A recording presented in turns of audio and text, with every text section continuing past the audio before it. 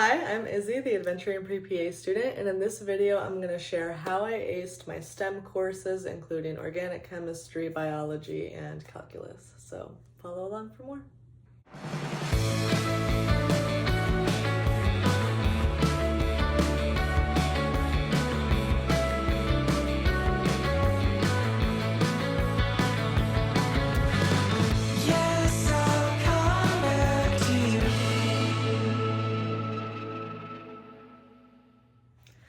Hello, welcome back to my channel. Thank you for clicking on this video. So just to give you a little bit of background, I did my undergrad and took all of these prereq courses at the University of Florida, which is known to have a pretty rigorous STEM curriculum. So I do think that these strategies will carry over and help anyone else who's in college taking these courses as well.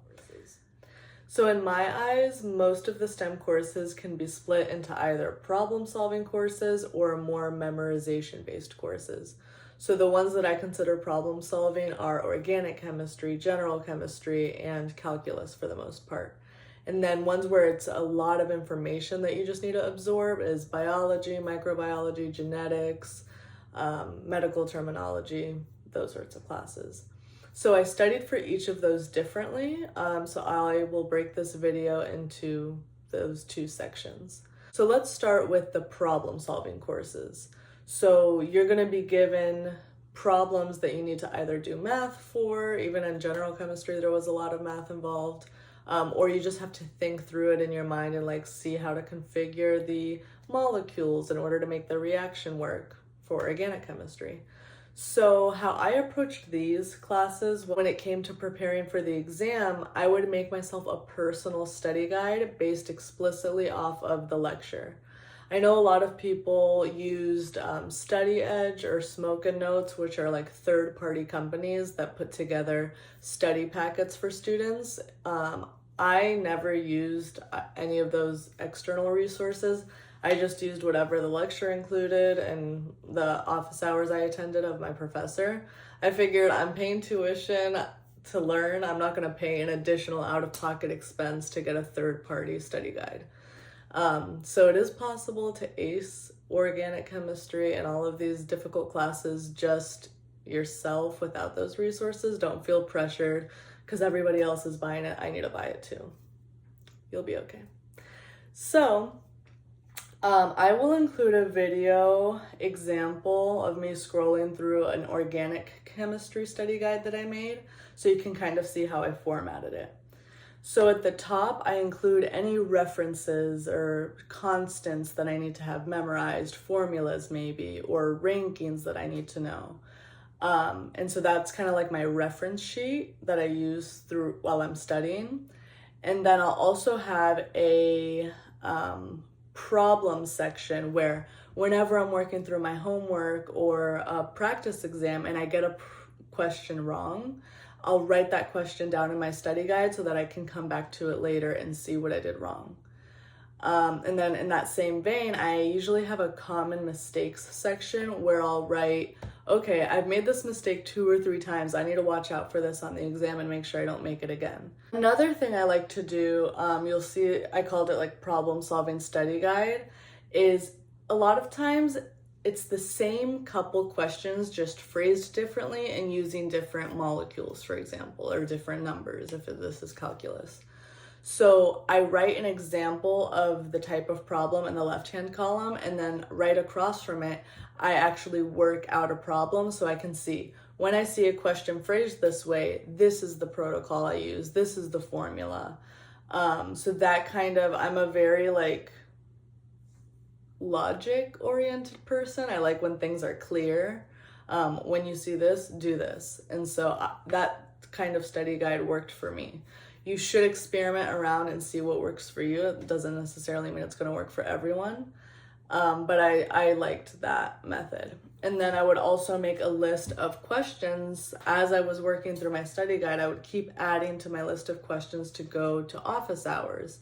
So I would attend my professor's office hours or the teaching assistant's office hours and just work through problems with them, ask them what I'm doing wrong. Maybe I would talk through how I'm thinking through a problem and I would ask them to stop me if I said something incorrect.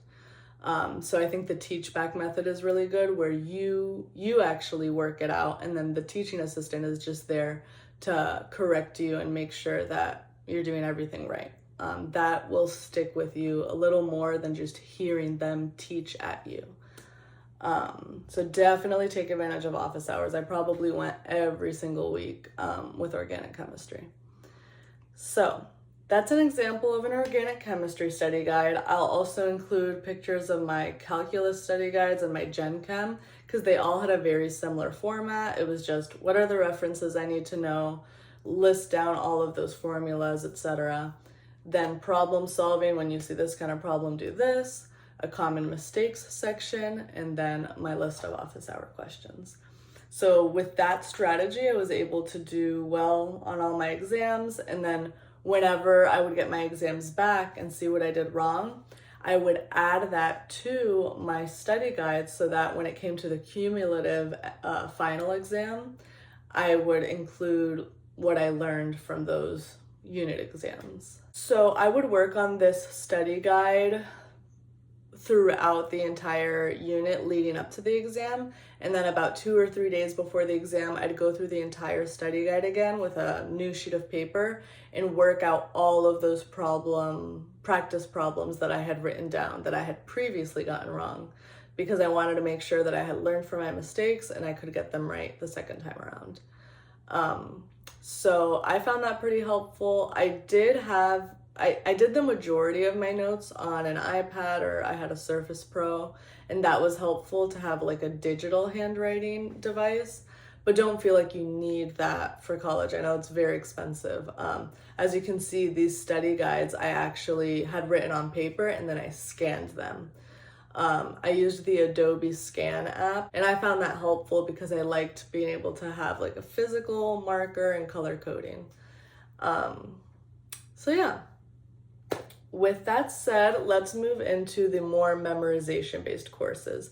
How did it vary, how I studied for those compared to how I studied for the problem-solving courses? So for biology, microbiology, genetics, and those other science courses, I studied more so using Quizlet, and then I would also still make sure I was going back to the original PowerPoint from the lecture and understanding the more complicated processes. For example, photosynthesis, you can't learn off of a Quizlet. You really have to draw it out. You have to understand the mechanisms, what's going where. It's like more involved. But a lot of biology I felt was more so like, do you have this memorized? Yes or no? So for the majority of how I studied, during class, I would write question and answer, and then I would copy and paste that into a Quizlet and review that Quizlet whenever I was driving or doing laundry, or leading up to the exam. I would sit down and give it my full undivided attention, or go on the Stairmaster at the gym, because that was like just enough stimulation that it was like at the optimal focus for me. So that's how I studied for, I'd say like 80% of those courses. But then that remaining 20% was sitting down and drawing out processes that you can't memorize based off of Quizlet. So I'll include a video of how I worked with Quizlet. There's like an import feature where you can just import your notes from a Google Doc or a Word document, copy and paste it into Quizlet, and it'll automatically generate a flashcard set, which was super helpful. I do want to caution you though, don't explicitly memorize just to ace the exam. Like, you should remember this stuff after the exam. Obviously, we're all guilty of it, like the brain dump after the exam, you like forget everything. But I think that like, especially if you're going into a second career, a second education for your future career. For example, I'm going into physician assistant school, or if you're going to med school, like you will need this material. So I just caution you against solely using Quizlet as a memorization technique and not doing that extra 20 to 30% of sitting down and encoding this in a deeper level in your brain. So this could be done by having a group study session where you guys all talk through what you've learned in class before you take the exam. So just be aware of that. Don't fall into that trap, because it is possible. Another thing that can help you from falling into that trap is by having active recall study sessions. I would do this at least once a week in addition to my Quizlets. I would sit down and have the PowerPoint pulled up, and then on a whiteboard write down what I remember from the PowerPoint in sort of a mind map. So if it was biology and we were learning about the different gymnosperms and angiosperms, I would kind of make a chart and compare them off the top of my head after I had already looked at the PowerPoint. Simply copying it from the PowerPoint to the whiteboard is not going to help you. It's got to be active recall. What can I remember from having studied it? So definitely supplement your Quizlets with those active recall study sessions or group study sessions. And then finally, right before the exam, I would go back through all of the PowerPoints once more. Most of it should be review. I should be like, yep, I know that from my Quizlet. Yep, I know that from my active recall study session. But then every once in a while, I'd see something on the PowerPoint that I was like, oh my gosh, that slipped through the cracks. Like, I didn't write that down on my Quizlet. I didn't study that at all. And so I would highlight that and then review all of my little highlights before the exam and be like, okay, I've covered all my bases. Anything that was mentioned in class, I know. So I think that if you do all three of those things, the Quizlet, active recall study session, and reviewing the PowerPoint before the exam, you're gonna be just fine. And finally, I put anatomy in its own category because it's a little bit of both. I feel like it's both memorization and not necessarily problem solving, but like deeper encoding. So for anatomy, I also did take advantage of Quizlet. During the lectures, I would still write in that question answer format and then copy and paste that into Quizlet. But also at my school, we had what was called the Anatomy Help Center, where we could go anytime from Monday to Friday, 9 to 5, and work with the bones, be able to feel them. They had organ models and stuff. So I would go there at least once a week, and I would explicitly work it into my schedule. Like, all right, every Wednesday from 3 to 5 p.m., I'm going to the Anatomy Help Center. So if your college has something similar to that, where you have open office hours and you can go work with those models, definitely take advantage of that. And outside of that, when I didn't have time to go to the help center, I would actually go back through my PowerPoint notes and write in on a blank diagram what the structures were. So I'll include a picture here so you can see what I mean. But my professor was kind enough to provide us with basically a workbook of just empty diagrams so that we could go back and fill them in ourselves. And that's an example of active recall. How much can I remember myself without looking at my notes? And then anything that I couldn't remember or that I got wrong, I highlighted in red, and I made an ongoing list of all of those structures that I missed, so that I could pay special attention to them. And then finally, let's just go over some of my general advice, regardless of the course. This is just advice for college in general. During syllabus week, you should absolutely write down every exam for all of your classes in your personal calendar. At least I think so. I still want you to have work-life balance, don't get me wrong, but I just say your personal calendar so that you make sure that you don't miss those exams, because that is one way to just tank your grade. So just make sure you know when all of those exams are, and then you can look up whenever you're trying to plan a trip with a family or like a weekend off. You can look up in your calendar the keyword exam, and it'll populate every exam you have, so you can make sure that you're not scheduling your trip during a time when you should be studying for your exam. So I do recommend that. Secondly, I think undergrad is the time to experiment with many different study styles and see what works for you. So as you might have noticed, I didn't really mention group studying in this video.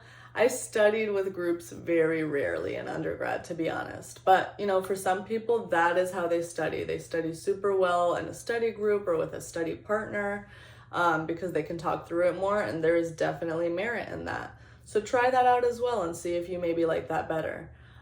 This is the time to try a little bit of everything so that when you do get into your PA school or medical school or whatever, you already have it down. You know what works for you. Like I mentioned before, attending your professor and TA's office hours is so important, especially if you're not going to be using these third-party study guides like Study Edge or Smoke Notes. Just go to the office hours. Your professors are the ones making the exam, not Study Edge. So I think it's worth it to attend their office hours and ask directly from the source. I already mentioned using active recall. There's also the Pomodoro technique where you study for like 25 minutes on, 5-minute break, 25 minutes on, 5-minute break. So that can be helpful for keeping you focused, but also not burning you out during these longer study sessions. Something I did in undergrad that I found really helpful was planning my week out every Sunday night. I would sit down and look at what exams do I have this week, what extracurriculars do I have, what club meetings, and I would write everything down on a piece of notebook paper and color code it. So like exams would be in red, my club meetings would be in green, and I like social events that have their own color. And then that way I just know exactly what my week's gonna look like. And whenever I have big chunks of time, I can schedule, okay, this is gonna be personal time to decompress, to not do anything, not study, because there will always be something more you could study, something you could have studied more in depth, but you gotta take care of yourself. And that goes to our next point. Don't burn yourself out. I am shocked, honestly. I think I was like right on the verge of burnout. I think I graduated right when I needed to because senioritis was hitting. Like every spare moment I was studying, waiting for the bus I was studying, like getting ready for work, I was listening to my Quizlets. And so, it's a fine line between wanting to be the most prepared you can possible for your exams, but you also don't want to burn yourself out. So make sure you're leaving time to rejuvenate, find what fills your cup. For me, it was dancing or going on a hike. But for you, it might be hanging out with friends or playing a video game. So listen to what your body needs. And so I hope this was helpful for anyone who's planning on doing any of these prerequisite STEM courses. They each have their own quirks, but I think these general tips will help you succeed. So thank you for watching. Good luck, and reach out to me if you have any questions. Bye.